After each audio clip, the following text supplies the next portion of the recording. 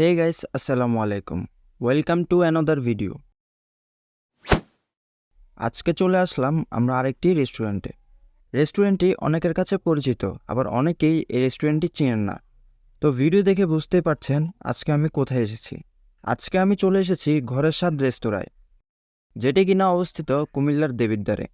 রেস্টুরেন্টে ঢোকার সময় পেয়ে যাবেন তাদের এন্ট্রি পথ, আর এই এন্ট্রি পথে দাঁড়িয়ে কিছু পিকচার তুলে নিলে খারাপ হয় না। খুব সুন্দর করে সাজানো তাদের এই এন্ট্রি পথটি। বিভিন্ন রকমের বাহারি ফুল গাছ দিয়ে সাজানো এই রেস্টুরেন্টটিতে মনে হয় অন্য কোনো এক জগতে চলে এসেছি। আর এই রেস্টুরেন্টটির যেদিকেই তাকাবেন সেদিকেই দেখতে পারবেন সুন্দর সুন্দর লাইটিং করা রয়েছে।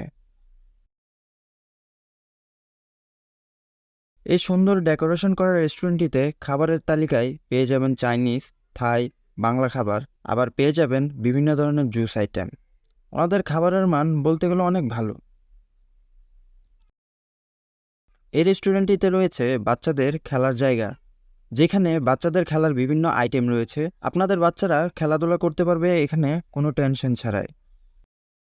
এখানে রয়েছে বিভিন্ন ধরনের ক্যাবিন সিস্টেম রুম।